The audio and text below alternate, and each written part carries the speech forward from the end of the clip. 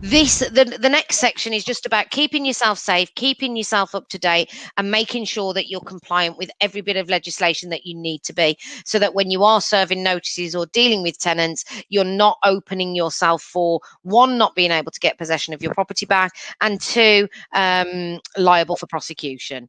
So deregulation documents are the most important thing, I feel, when you are setting up a tenancy, to make sure that you're setting it up compliantly and allowing yourself the flexibility of serving notice should you need to.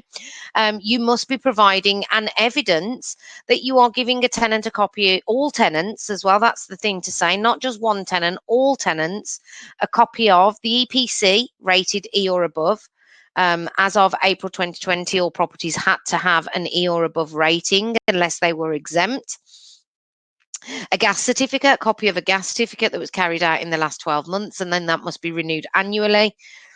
The electric certificate, Sally, for your benefit, you asked, does it need to be done every 5 years? Yes, EICRs need to be done every 5 years. In some cases, electricians will put on there that the follow-up check needs to be done in 3 years. If the certificate states 3 years, then I would suggest that you go with 3 years, but I would question your electrician as to why he's done that when the legislation clearly states 5. Deposit registration, make sure that you are registering that deposit within 30 days of receipt, not 30 days of the start of tenancy, and that you are issuing prescribed information within 30 days of receipt of the deposit as well.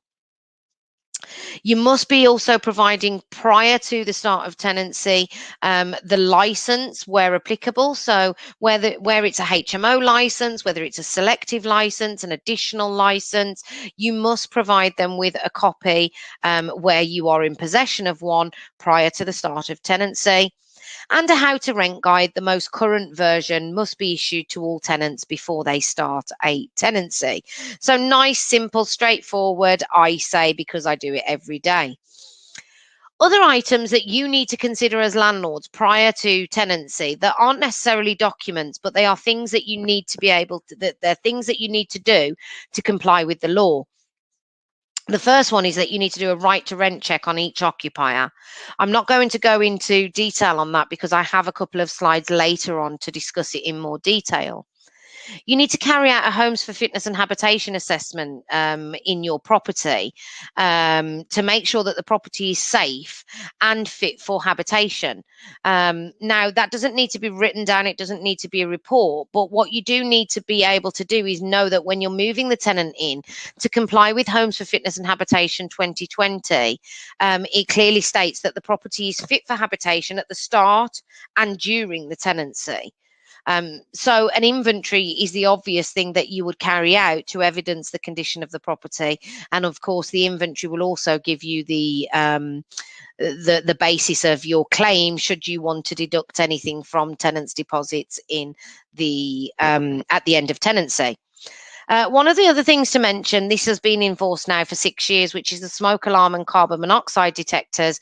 You must make sure that they are in place and checked on day one of the tenancy. You would be surprised how many properties I have gone out to and I have seen that they have open fireplaces, albeit for decorative purposes, without carbon monoxide detectors in. You absolutely have to make sure, even if it's not a working fireplace, that you have carbon monoxide detectors in rooms where solid fuel can be burned. It is part of the legislation, and you have to check all of them at the start of tenancy. Get it right, because trust me, getting it wrong is not a good place to be. So what happens if we get things wrong? Okay, so each one here I'm going to talk to you about. Deposit registration failure. That means that you can't serve notice. You may never be able to serve notice, either Section 21 or Section 8, because you haven't complied with the legislation. And the penalty for this is 3 times the deposit amount plus the deposit. Now, I personally am experiencing this happening a lot with let-only landlords, and I had a scenario surrounding this very recently with my daughter. She rented a property from a gentleman off Gumtree who was a self-managing landlord, done it himself for years and years and years and years, and didn't use an agent. So anyway, cut a long story short, he took too much deposit. His calculation was above the tenant fee ban cap. And he didn't register the deposit for the 14 months that she resided there. And she recently moved out, and he wants to make deductions and claims on her deposit for some very small items. But he didn't have an inventory. He took too much deposit, and he didn't register the deposit. So he's lost all rights to any claim on that deposit.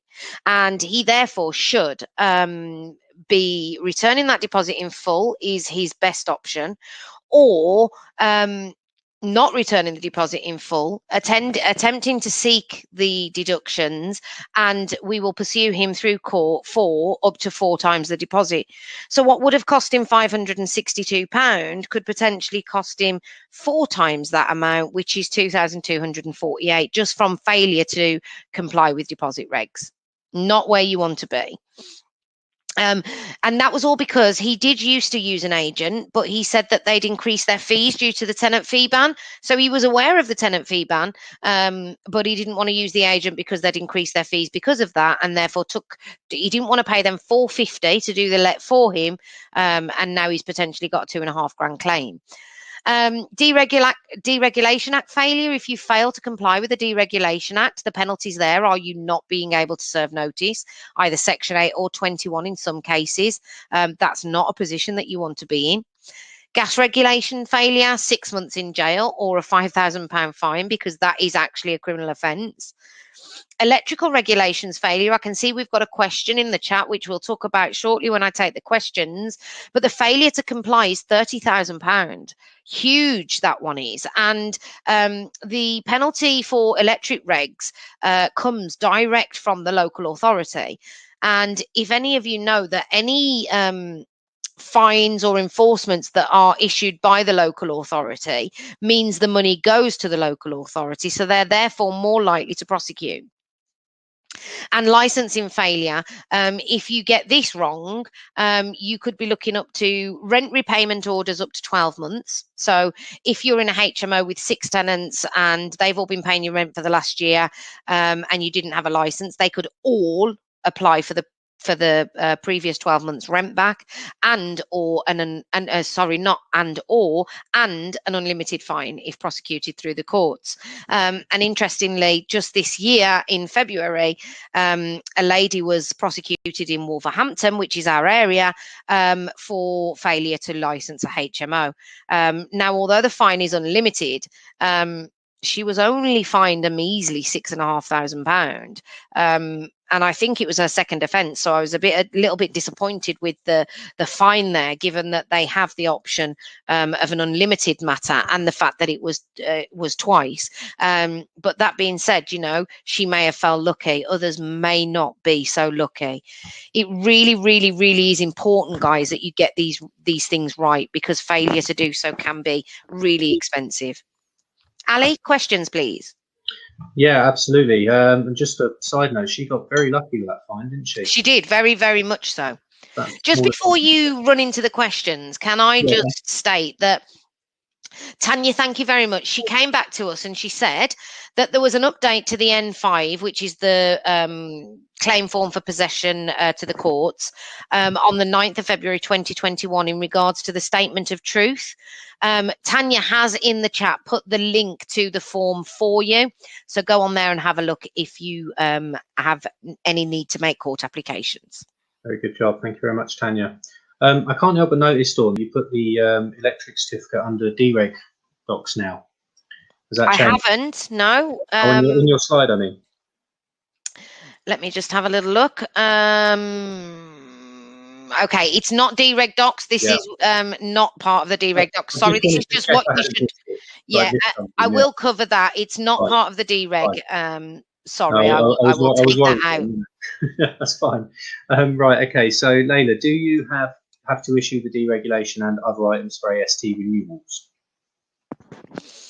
I would suggest that you do, and we do, on every single new tenancy, just as belt and braces. So yes, I would suggest that you do. Good advice. Sally Williams, if a tenancy rolls into a periodic tenancy, do you still need to send an EPC if the tenancy started in 2019 prior to the new legislation? If a tenancy rolls into a periodic tenancy, do you still need to send an EPC?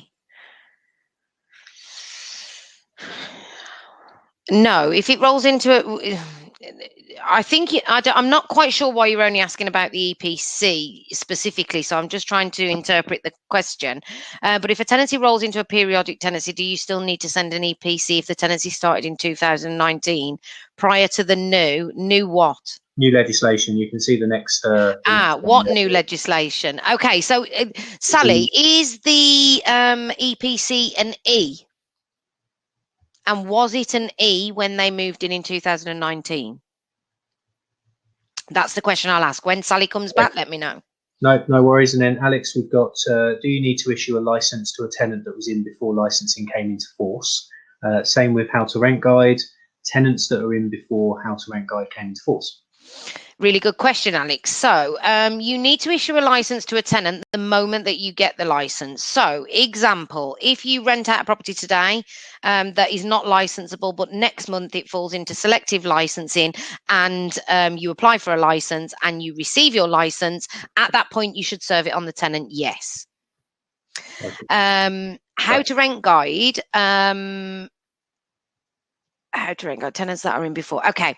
How to rent guide. No, you don't have to serve a how to rent guide on them for no apparent reason. But what you will have to do when you serve notice using Form 6A, if ever you need to serve notice using Form 6A, you will have to issue all of the deregulation docs prior to the service of notice.